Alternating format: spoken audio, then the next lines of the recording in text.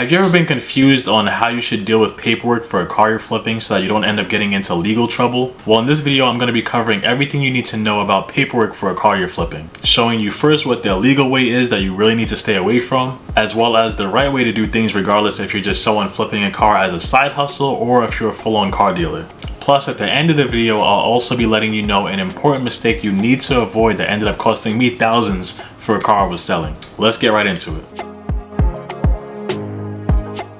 What's up, my name is Jamal from Flipping University. In this channel, I help people that might not be mechanical experts build a scalable business by flipping cars. So this illegal way of doing things is what's known as title skipping or title jumping. And essentially, it's when someone that's buying a car does not end up putting their name as the buyer for the title of that car, and instead leaves it to the person that they're going to be selling the car to later on to fill out that same information, which would mean that they themselves don't have to pay any registration fees on it, any insurance, and they also don't have to be limited by how many cars they could sell within a year. Now, although that sounds all fine and dandy if you could pull it off, there's been a lot of people that I've heard get into some serious legal trouble where they might end up serving jail time or they might end up racking up on some crazy legal fees. So having that said, although a lot of people do it and people get away with it, I really would not recommend this, and honestly there's a better way to do things that I'm going to be covering later on in the video as well. And now to cover the legal way to do things for people that are just selling cars through private sale that don't have their own dealer's license. So what happens first is when you're actually buying that car from another person, all you have to fill out yourself would be that buyer portion, and then you'd also want to get the bill of sale from the person that's selling you the car as well. With that, of course, there's going to be other paperwork that's going to be required depending on your specific state to actually register the car as well. And then after that, you just have to wait until the title comes in your name. But when it comes time to where you're selling the car to someone else through private sale, you're just going to do everything in the reverse order. You're going to fill out that seller portion yourself, and then the buyer is just going to fill out that buyer portion themselves, and you're also going to write them a bill of sale as well.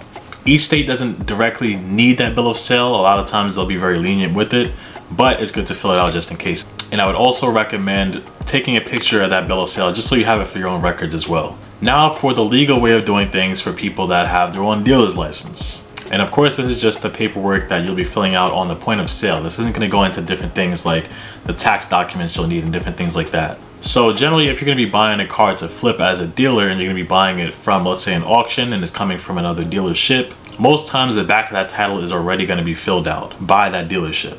And with that title paperwork is also going to be other paperwork showing things like the bill of sale and their own form stating that they're selling the car and then you're going to be buying the car. Now from there, it's going to go into two different options. Either you can just do something called a reassignment paper.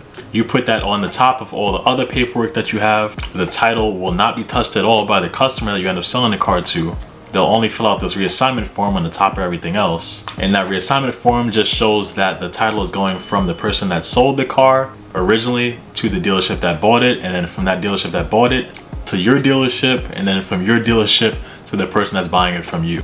Of course, if it's something like a trade-in that you're getting from someone else and you're just selling it to the public right after that, it would be a little bit shorter paperwork, just because instead of there being another dealer involved that's buying the car and then selling it to you, it's just going to be you buying the car from that person that's selling the car as a trade-in. But it would still end in the same thing where when it comes time to you selling the car to another person, then you need that reassignment form on the top to actually give to someone else.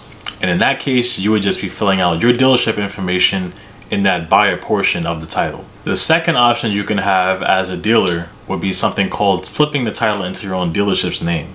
In this case, what you'd essentially be doing is taking that same title and same paperwork that you have, sending it out to the DMV, and then getting that same title back, and it would show when it comes back that your dealership is the seller of that car. And then when it comes time to where someone wants to buy the car from you, all they would do is just a simple thing of filling out their information on the buyer portion of that title. This is the only time and only case that that customer would end up filling out their information on the title itself, not for the reassignment paper. If that customer does end up making the mistake of filling out their information on the title itself rather than on the reassignment paper, it will literally void out everything and you'll have to get a whole new paperwork. Along with that, you're also going to be giving their customer a bill of sale as well, because the DMV is really going to need that for that person to register the car. It's way more important as a dealer to do this rather than someone that's just selling a car from private sale to private sale. And now I'm going to get into the mistake that you need to avoid, and the mistake that I ended up making that ended up costing me thousands. But before I get into that, I did also want to mention, for the people that are looking to flip cars themselves and they're wondering how they should even go about picking the right cars that they should be going for to flip and the ones that you shouldn't be going for, I did actually put together a checklist covering that exact thing. So if you want access to that, just go to the link in the description below. But now let me get into a quick story of the mistake that I would really suggest you avoid making yourself. So there was a car that I was selling that I checked through thoroughly, and it didn't have any issues with it. I made sure that everything was all good by the time that I was selling the car. And when I sold the car, I had the customer fill out something which is the as-is paperwork saying that there's no warranty that comes with the car, as well as the bill of sale as well. But on that bill of sale, just to kind of ease the customer's mind and push that sale through, I ended up putting that the car should pass inspection on the notes of that bill of sale, which to me, I was like, it should. There's really no reason why it shouldn't. So about a week later, after I sold the car to them, they ended up contacting me saying that they're having all these issues with the car and the vehicle definitely would not pass inspection. And because of the fact that I had that in writing on the bill of sale, they would sue me for the things that I stated along the sale. Now keep in mind, regardless, even if that all didn't happen, I would have still paid to help the customer out just because I felt bad for them and that sucked that they had issues that early after buying the car. But because of the fact of what I wrote down, I ended up literally having to pay just about all the repair fees that was needed for that car, just to make the car good enough to pass the inspection, which I ended up writing on that bill of sale. So big moral of the story is, not only should you have as-is paperwork stating that there's no warranty that's being sold with the car unless that customer purchased a warranty along with it, but along with that, you also have to make sure that you're not going to guarantee anything in the paperwork that's going to void out that no warranty paperwork that you already had the customer fill out. And if you remember earlier on in the video, I also stated that there's a better way and a legal way to go about not having to pay for registration fees for every car and not have to be limited to how many cars you could sell within a year. I actually made a video covering that exact topic already. And if you want to learn more about that, just click into the video there.